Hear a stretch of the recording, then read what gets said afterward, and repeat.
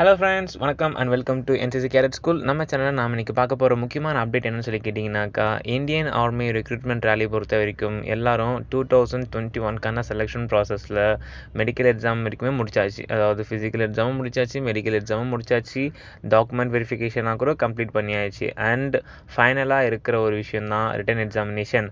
அந்த return examination பொறுத்த வரைக்கும் கிட்டத்தட்ட 6 மாதத்துக்கும் மேலே டேட் போஸ்ட்பான் பண்ணிகிட்டே வந்துட்டு இருக்காங்க.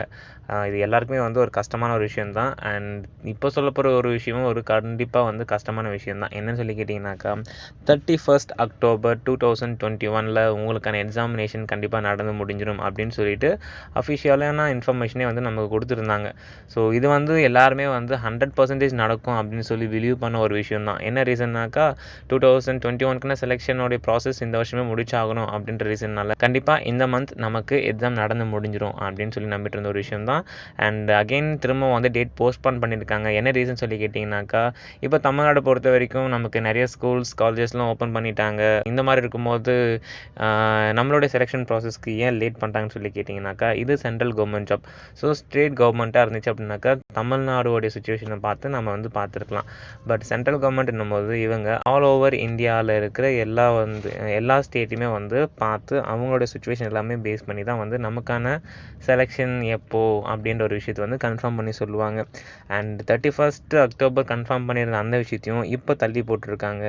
அந்த தள்ளி போட்ட டேட் என்ன அப்படின்றது பார்த்தீங்கன்னாக்கா இன்னும் சொல்லலை. பட் எக்ஸ்பெக்டட் டேட் அப்படின்னு ஒரு விஷயம் இருக்குது. ஸோ இந்த டேட்டுக்கு வைக்கிறதுக்கான சான்சஸ் இருக்குது அப்படின்னு சொல்லலாம்.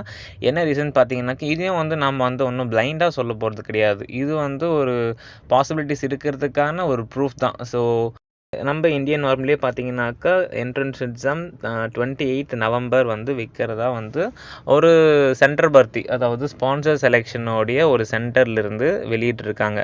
அவங்களோட செலெக்ஷன் ப்ராசஸ்லாம் கம்ப்ளீட் பண்ணிவிட்டு ரிட்டன் எக்ஸாம் அப்படின்றது நவம்பர் மந்த் 28 அப்படின்னு சொல்லிட்டு அவங்க அஃபிஷியலாக வெளியிட்டிருக்காங்க.